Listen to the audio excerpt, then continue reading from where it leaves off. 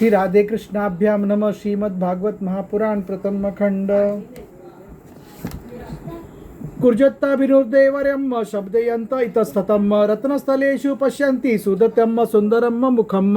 सर्वांग सुंदरी अप्सराएं अपने नुपुरों से रुंझुन ध्वनि करती हुई रत्नमय भूमि पर इधर उधर टहला करती थी और कहीं कहीं उसमें अपना सुंदर मुख देखने लगती थी। तस्मिना महेंद्र भवने महाबालो महामना निर्जित लोक एकराट रेमे भिवंद्यादग्रियुगम सुरादिभ्यम प्रतपेतरु चिचाचंड शासनम।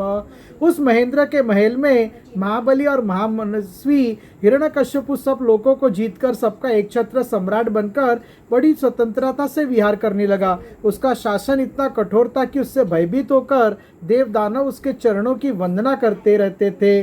तमंगम मतमद मुद्रानागांधिना निवित्रता ताम्रक्षो शेषधीष्णयपाम उपासतोपायन पानीभिर्विना त्रिभिस्ततोपयोगो बलोजसाम पदम।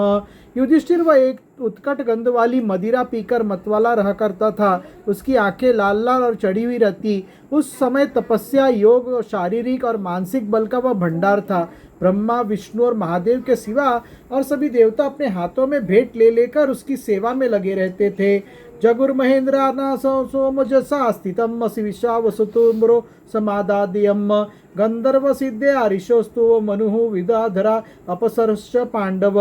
जब वह अपने पुरुषार्थ से इंद्रासन पर बैठ गया तब युधिष्ठिर विश्वासु तुम्बरु तथा हम सभी लोग उसके सामने गान करते थे। गंधर्व सिद्ध ऋषिगण विद्याधर और अप्सराएं बार बार उसकी स्तुति करती थी। स एव वर्णाश्रमभियम कृतरोभिद दक्षिणीयम इज्यमानो विर्भागर ग्रहित स्वेन तेजसा। युधिष्ठिर वह इतना तेजस्वी था कि वर्णाश्रम धर्म का पालन करने वाले पुरुष जो बड़ी बड़ी दक्षिणा वाले यज्ञ करते उनके यज्ञों की आहुति वह सम छीन लेता। अकृष्टोपच्चया तस्याति सप्तदीपवती मही तथा कामदुगा दोस्तु नानाश्चर्य पदम नभम। पृथ्वी के सातों द्वीपों में उसका अखंड राज्य था। सभी जगह बिना ही जोते बोए धरती से अन्न पैदा होता था। वह जो कुछ चाहता अंतरिक्ष से उसे मिल जाता तथा आकाश उसे भांति भांति के आश्चर्यजनक वस्तुएं दिखा दिखाकर उसका मनोरंजन करता था। रत्नकराश्च रत्नोग्रातर पश्चार निर्भियम शारसी द्रुकृतो शोद्र दक्षिणारामृत दोदकाम। इसी प्रकार खारे पानी सुरा घृत इक्षुरुक्ष दधि दुग्ध और मीठे पानी के समुद्र भी अपनी पत्नी नदियों के साथ तरंगों के द्वारा उसके पास रत्न राशि पहुँचाया करते थे।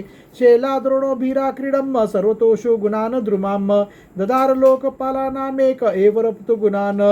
पर्वत अपने घाटियों के रूप में उसके लिए खेलने का स्थान जुटाते और वृक्ष सब ऋतुओं में फूलते फलते। वह अकेला ही सब लोकपालों के विभिन्न गुणों को धारण करता। स इततम निर्जिता कुंभरांग विश्यान प्रियान यथोपजोषाम भुंजनो नातृपेदो जितेंद्रियम। इस प्रकार दिग्विजय और एकछत्र सम्राट होकर वह अपने को प्रिय लगने वाले विषयों को स्वच्छंद उपभोग करने लगा। परंतु इतने विषयों से भी उसकी तृप्ति न हो सकी क्योंकि अनंत वह इंद्रियों का दास ही होता था। एवश्वरस्य तरस्य धृतो शास्त्रवर्तिनम कालो महान वेत्तव्य ब्रह्माशामुपयोषम। युधिष्ठिर इस रूप में भी वह सन भगवान का वही पार्षद है जिसे सनकादिकों ने शाप दिया था। वह ऐश्वर्य के मत से मतवाला हो रहा था तथा घमंड में चूर होकर शास्त्रों की मर्यादा का उल्लंघन कर रहा था। देखते ही देखते उसके जीवन का बहुत सा समय बीत गया। तद्रोसो दंड संविघ्नाम सर्वलोकाम सपालकम अन्यत्र लब्ध शरणाम शरणम यरुच्युच्युतम। उसके कठोर शासन से सब लोग और लोकपाल घबरा गए। जब उन्हें और कहीं किसी आश्रय न मिला तब उन्होंने सन भगवान की शरण ली। तस्य नमस्तस्तु काष्ठयो यत्र तमा हरिरीश्वरम यद्गत्वा न निर्वतन्ते शांताम सन्यासिनो मलाम। उन्होंने मन ही मन कहा जहाँ सर्वात्मा जगदीश्वर श्री हरि निवास करते हैं और जिसे प्राप्त करके शांत एवं निर्मल सन्यासी महात्मा फिर लौटते नहीं, सन भगवान के उस परम धाम को हम नमस्कार करते हैं। इति ते संयतात्मानम समाहित दियो मलाम उपतत्सुऋषिकेशम विनिद्रा वायु भोजनाम। इस भाव से अपनी इंद्रियों का संयम और मन को समाहित करके उन लोगों ने खाना पीना और सोना छोड़ दिया तथा निर्मल हृदय से सन भगवान की आराधना की। तेषामाविर्बुद्रवाणी अरूपा मेघनी स्वाना सन्नादयंती कुकुभुवम साधुनम भयंकरी। एक दिन उन्हें मेघ के समान गंभीर आकाशवाणी सुनाई पड़ी। उसकी ध्वनि से दिशाएं गूंज उठी। साधुओं को अभय देने वाली वह वाणी यूं थी, माँ भ्रेष्ठ विबुद्ध श्रेष्ठाम सर्वेशाम भद्रमस्तु वम मद्दर्शनम महीभूतानम सर्वशोरोपपत्तये। श्रेष्ठ देवताओं, डरो मत, तुम सब लोगों का कल्याण हो। मेरे दर्शन से प्राणियों को परम कल्याण की प्राप्ति हो जाती है। ज्ञातमेतस्य दौरात्यम देतपारसद्दस्य च तस्य शांतियम करिष्यामि कालम ताव प्रतीक्षित। इस नीच दैत्य की दुष्टता को मुझे पहले से ही पता है, मैं इसको मिटा दूंगा। अभी कुछ दिनों तक समय की प्रतीक्षा करो। यदा देवेषु वेदेषु गोषो विप्रेषु साधुषु सन धर्ममयी च विद्वेषम असवाशु विनश्यति। कोई भी प्राणी जब देवता, वेद, गाय, ब्राह्मण, साधु, धर्म और मुझसे द्वेष करने लगता है तब शीघ्र ही उसका विनाश हो जाता है। निर्विराय प्रशांताय स्वसुताय महात्मने प्रहलादाय यदधृतो निश्यपि वरोजितम सन। जब वे अपने वैरहीन, शांत और महात्मा पुत्र प्रहलाद से द्रोह करेगा, उसका अनिष्ट करना चाहेगा, तब वर के कारण शक्ति संपन्न होने पर भी उसे मैं अवश्य मार डालूंगा। नारद उवाच इत्युक्ता लोकगुराणाम प्राणस्य देवकसम नर्व्यर्तंत गते देवगा मयिनिरिचासुरम हतम। नारद जी कहते हैं, सबके हृदय में ज्ञान का संचार करने वाले सन भगवान ने जब देवताओं को यह आदेश दिया तब वे उन्हें प्रणाम करके लौट आए। उनका सारा उद्वेग मिट गया और उन्हें ऐसा मालूम होने लगा कि हिरण्यकश्यपु मर गया। तस्य दैत्यपतेयम पुत्राश्रतारम परमाधुतम प्रहलादो भून महासंतेसाम गुणमरुतोपासकम। युधिष्ठिर दैत्यराज हिरण्यकश्यपु के बड़े ही विलक्षण 4 पुत्र थे। उनमें प्रहलाद यूं तो सबसे छोटे थे, परंतु गुणों में सबसे बड़े थे। वे बड़े संत सेवी थे। ब्रह्मण्यो शील संपन्नम सत्य संदो जितेन्द्रियम सन आत्म सर्वभूतानामेकम प्रिय सुत्तम। ब्राह्मण भक्त, सौम्य स्वभाव, सत्य प्रतिज्ञ एवं जितेंद्रिय थे तथा समस्त प्राणियों के साथ अपने ही समान समता का बर्ताव करते और सबके एकमात्र प्रिय और सच्चे हितैषी थे। दासवंत सनतांतर गिरियम पितृवद्य नवत्सलम भ्रातवत्सदृशे सिग्नगदो गुरुशिवेशाशर भावनम विद्यार्थ रूप जन्मनापडयो मानस्तम सविवर्जितम। बड़े लोगों के चरणों में सेवक की तरह झुककर रहते थे, गरीबों पर पिता के समान स्नेह रखते थे, बराबरी वालों से भाई के समान प्रेम करते और गुरुजनों में भगवत भाव रखते थे। विद्या, धन, सौंदर्य और कुलीनता से संपन्न होने पर भी घमंड और हेकड़ी उन्हें छू तक नहीं गई थी। मादेगिने चित्तो व्यसनेषु निस्पृहम श्वेतेषु दृष्टेषु गुणसवदरुक दाते निन्द्रिय प्राण शरीर धियम सदा प्रशांत कामो रहितर सुरोसुरम। बड़े बड़े दुखों में भी वे तनिक भी घबराते न थे। लोक परलोक के विषयों को उन्होंने देखा सुना तो बहुत था, परंतु वे उन्हें निसार और असत्य समझते थे, इसलिए उनके मन में किसी भी वस्तु की लालसा न थी। इंद्रिय, प्राण, शरीर और मन उनके वश में थे। उनके चित्त में कभी किसी प्रकार की कामना नहीं उठती थी। जन्म से असुर होने पर भी उनमें आसुरी संपत्ति का लेश भी नहीं था। यस्मिन् दरादिगुणा राजन न गृहंतो कर्विभ्रूमुहम न तेदुनापिधेयन्ते यथा भगवती ईश्वरे। जैसे सन भगवान के गुण अनंत है, वैसे ही प्रहलाद के श्रेष्ठ गुणों का भी कोई सीमा नहीं है।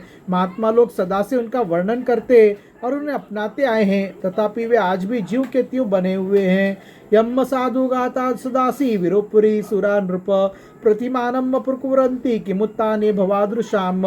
युधिष्ठिर, यो तो देवता उनके शत्रु हैं, परंतु फिर भी भक्तों का चरित्र सुनने के लिए जब उन लोगों की भी सभा होती है तब वे दूसरे भक्तों को प्रहलाद के समान कहकर उनका सम्मान करते हैं। फिर आप जैसे अजात शत्रु भगवत भक्त उनका आदर करेंगे, इसमें तो संदेह ही क्या है। गुणुर्लेखा संकीर्मात्मयम तस्य सुचैत्ते सन वासुदेवे भगवती यस्य नसरगी किम रतियम। उनकी महिमा का वर्णन करने के लिए अगणित गुणों के कहने सुनने की आवश्यकता नहीं, केवल एक ही गुण सन भगवान श्री कृष्ण के चरणों में स्वाभाविक जन्मजात प्रेम उनकी महिमा को प्रकट करने के लिए पर्याप्त है। न्यस्त क्रीडानको बालो जड़वंत नमस्तया कृष्ण ग्रह ग्रहितात्मा न वेद जगदीश्वरम। युधिष्ठिर, प्रहलाद बचपन में ही खेल कूद छोड़कर सन भगवान के ध्यान में जड़वत तन्मय हो जाया करते। सन भगवान श्री कृष्ण के अनुग्रह रूप ग्रहण ने उनके हृदय को इस प्रकार खींच लिया था कि उन्हें जगत की कुछ सुध बुद्धि नहीं रही थी। आसीनम पर्यटशनम श्यानम प्रतिब्रवनम ब्रुवन्न नानुसंद संदत्त एतानी गोविंद परिरंबितम। उन्हें ऐसा जान पड़ता कि सन भगवान मुझे अपनी गोद में लेकर आलिंगन कर रहे हैं, इसलिए उन्हें सोते बैठते, खाते पीते, चलते फिरते और बातचीत करते समय भी इन बातों का ध्यान बिल्कुल न रहता। कवचित दुरति वैकुंठ चिंता शबल चेतनम कविचिद सती तच्चिनाधरद उदगयति कवचित।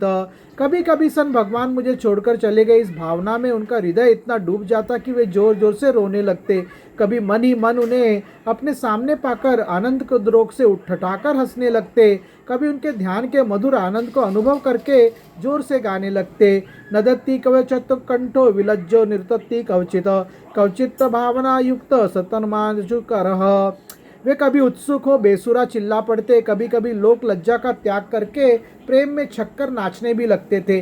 कभी कभी उनकी लीला के चिंतन में इतने तल्लीन हो जाते कि उन्हें अपनी याद ही न रहती, उन्हीं का अनुकरण करने लगते। कवचित तो पुलोकस्तुषनामास्ते संसर्पश निर्वितम अस्पंद प्रणयानंद सलीला मिलते क्षणम। कभी भीतर ही भीतर सन भगवान को कोमल संस्पर्श अनुभव करके आनंद में मग्न हो जाते और चुपचाप शांत होकर बैठे रहते। उस समय उनका रोम रोम पुलकित हो उठता, अधकुले नेत्र अविचल प्रेम और आनंद के आंसुओं से भरे रहते। स उत्तम श्लोकोपदार विंदयो निर्वेशा किंच संगल लब्धया तनवन्न पराम निर्वितात्मनो मुहु दुषा दिनानम न शमम यदात। सन भगवान श्री कृष्ण के चरण कमलों की यह भक्ति अंकिंचन भगवत प्रेमी महात्माओं के संग से ही प्राप्त होती है। इसके द्वारा वे स्वयं तो परमानंद में मग्न रहते ही थे, जिन बेचारों का मन कुसंग के कारण अत्यंत दीनहीन हो रहा था उन्हें भी बार बार शांति प्रदान करते थे। श्री सन देवताय नमः। श्री राम जय जय राम, श्री राम जय राम। मंगल भवन मंगलहारी सूद्र भव दशरथ अजर बिहारी राम। सिया राम जय राम। रघुपति राघव राजा राम, पतित पावन सीताराम। सर्वमंगल मांगल्ये शिवे सर्वार्थ साधिके, शरण्य त्र्यंबक गौरी नारायणी नमस्ते। ओम भूर्भुवः स्वः तत्सवितुर्वरेण्यं भर्गो देवस्य धीमहि धियो यो न प्रचोदयात्। सननंत कोटि ब्रह्मांड नायकं राजाधिराज योगीराज परब्रह्म श्री सच्चिदानंद सद्गुरु साईनाथ महाराज की जय। ओम नमो भगवते वासुदेवाय नमः। ओम श्री सूर्यदेवाय नमः। ओम श्री नारायणाय नमः। संदेवताय नमः। सियावर रामचंद्र की जय, पवन सुत हनुमान की जय, बजरंग बली भगवान की जय, राधे कृष्ण भगवान की जय, शिव पार्वती भगवान की जय। गणपति बाप्पा मोरिया, मंगल मूर्ति मोरिया, सिद्धि विनायक महाराज की जय, नंदीश्वर महाराज की जय, श्री विठ्ठल रखमाई भगवान की जय, श्री विष्णु देवता की जय, गरुड़ देवता की जय, मत्स्य देवता की जय, साई बाबा की जय, वैष्णो देवी माता की जय, तिरुपति बालाजी भगवान की जय, मुंबा देवी माता की जय, एकीरा माता की जय, जीवदानी माता की जय, सप्तशृंगी माता की जय, तुलजा भवानी माता की जय, गुरुदेव बाबा की जय, कुलदेवी माता की जय, भारत माता की जय, सन देवता की जय, दत्तात्रेय भगवान की जय, स्वामी समर्थ महाराज की जय।